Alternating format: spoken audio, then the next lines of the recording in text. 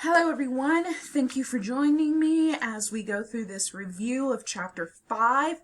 Everything that you're hearing in this lecture comes directly from the book, so if at any point you feel lost, don't worry, just go through and reread Chapter 5 and you should be able to catch everything. Okay, so let's begin. The story so far. So, we have noted a number of crucial historical events for the development of the English language, such as the coming of Christianity, the Scandinavian settlement, the Norman conquest, the introduction of printing. We've talked about all of this and their impact on English language. However, as your text notes, the role of English today as a world language, its biggest influence was the coming of the English language to America. So let's look at how it came to America. The question about the origins of the linguistic variation we find in the United States can be answered in part by considering the history of settlement of the country by speakers of English.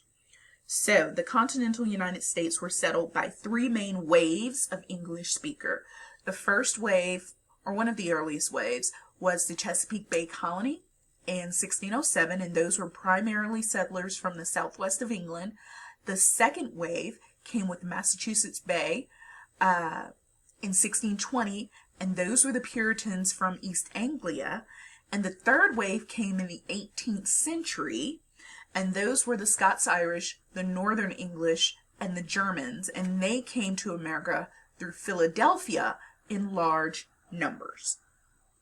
Now, if you're looking at this picture, it shows that the first expedition to the Americas came in 1584, and that's true, but it wasn't really a success. So the first expedition from England to the New World in 1584 was commissioned by Sir Walter Raleigh, and it proved to be a failure. A group of explorers landed near Roanoke Island in what is now North Carolina and established a small settlement there. However, conflict with the native people followed, and it proved necessary for a ship to return to England for help and supplies. However, in 1590, by the time the ship had returned, so just a few years later, none of the original group of settlers could be found there in Roanoke Island. And so the mystery of that disappearance has never been solved. In fact, American Horror Story did a whole season on it. If you're looking at our picture here, you also notice the 1620 Pilgrim Fathers. In American history, we all know, or should know, this year, right? That was the November that a ship named the Mayflower reached what is now Massachusetts with a group of English Puritans on board. They were aiming for a colony of Virginia, but rough weather had them drifting north. William Bradford, who was governor as well as historian of the new settlement, wrote in his journal of Plymouth Plantation, after long beating at the sea, they fell with that land which is called Cape Cod, the which being made and certainly known to be it, they were not a little joyful. And so this might have been because it was a 65-day terrible, terrible journey by ship. So historically, these are some of the settlements that are coming into the New World.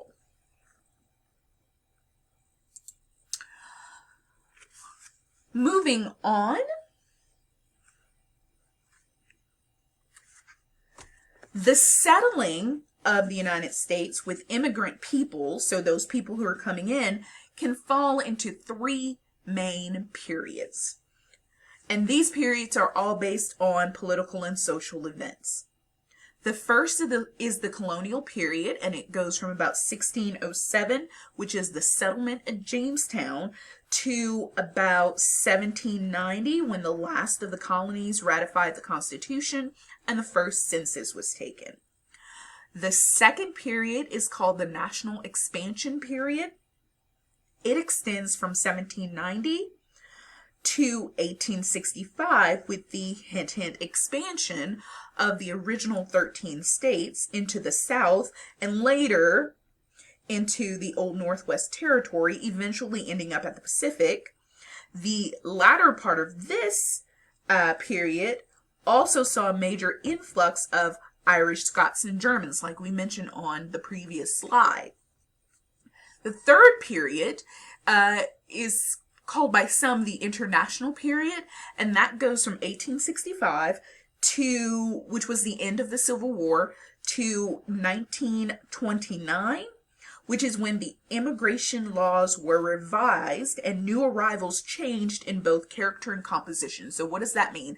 That means that for these first two periods, the colonial period and the national expansion period, the vast majority of people coming into America were either slaves from Africa or free immigrants from the British Isles. Okay? Because immigration laws were revised, that meant we got a new type of person coming into America, a person that wasn't a slave or an immigrant from England. Okay? In the third period, especially after 1890, almost 3/4 of the immigrants hailed from Southern and Eastern Europe. The early English-speaking immigrants and their descendants remain politically and culturally dominant. So the people who came during these time periods, they remained politically and culturally dominant, and the language they were speaking was English. And so later immigrants, although they largely assimilated in a generation or two, they often had to learn English as a foreign language because the ruling language of the land was English. Generally, however, they lost their native language in about 2 or 3 generations. But while all of this is going on, history is still happening, right? So we are seeing things like the American Revolution, which was costly because most wars are costly, but America is trying to get its independence from England, and so many Americans wanted to break with the mother country in language as well as in identity, and so some patriots proposed revenge on Great Britain by adopting French. Some even proposed Greek, but that was rejected quickly on the grounds that it would be more convenient for us to keep the language as it was and make the English speak Greek. Okay, so that's happening. Western expansion is happening. We're seeing the purchase of the Louisiana Purchase, which gave America a massive amount of land. We see the rise of literature. We see Mark Twain, who some people are going to refer to as the father of American literature. I wouldn't know. My specialty is British literature, but okay, whatever floats your boat. But we're seeing this rise in identity, and so American literature is also touching on this kind of spark of identity. We also see the Civil War, which is kind of America's own internal war, and we get things like the rise of the term cowboy, which is actually based in Spanish. Right? But all of these things are happening, and to us, we see them as just kind of historical events for America. But how often do we actually look and think about how the American Revolution changed the English language, how Western expansion changed the English language, how the Civil War changed the English language? All of these are just kind of fascinating events. The last thing we want to talk about pertaining to Chapter 5, Canada, because we can't talk about English coming to the New World without talking about all of the New World, and Canada is part of the New World. As of 1497, when a Venetian mariner by the name of Giovanni Caboto, or John Cabot, sought a western sea route so that he could get to the wealthy empires in Asia. So he got on a ship with a crew of 18, sighted land after 4 weeks, and he thought, Am I there? He was convinced that he had reached the northeast coast of Asia.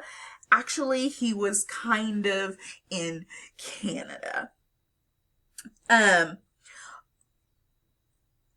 Cabot was soon followed by others, and well into the 18th century,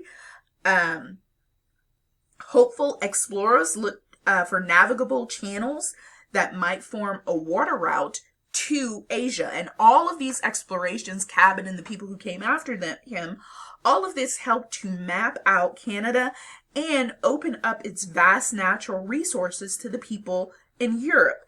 Europe's hatters discovered that beaver hair, when shaved and matted, was the finest hat making material available. So we get this boom in the fur trade, which was destined to become the backbone of the Canadian economy for 200 years. In 1534, the King of France dispatched Jacques Cartier to seek a northwest passage to India in the region Cabot had previously explored. Sailing beyond Newfoundland, Cartier found the Gulf of St. Lawrence, where he met a group of Iroquois Native Americans who told him of wealthy kingdoms in the north. He never found the wealthy kingdoms in the north, but it is kind of thought that they were talking about Canada. And a widely held belief is that Canada derives its name from the word Kanata, which in Huron, which is a language of the Iroquois, meant village or community. And then all of this is happening, but who is watching are the French. And the French are seeing the potential value of the fur trade. And so the fishing industry and other resources of Northern America are also booming. And so the French took interest. They started referring to what we now think of as Canada, or this part of Canada, as Nouvelle France, which is New France. And in 1663, New France became a royal province, and French colonization of the St. Lawrence area began in earnest. Okay, so France saw that Canada was making a lot of money, and they wanted to jump in on that, and they did. Okay, the last thing I kind of want to bring your attention to is this idea of the language of France, because I know when I say, or France, when the language of Canada, because I know when I say Canada, a lot of people think, well, they speak French. Not necessarily. Canadian English has existed for some 250 years with Canadian French, which is almost a century older. Bilingualism in Canada does not mean that all Canadians master both English and French. What it means is that the country is officially, constitutionally, and culturally bilingual. Today's Canada is multilingual and multicultural nationally.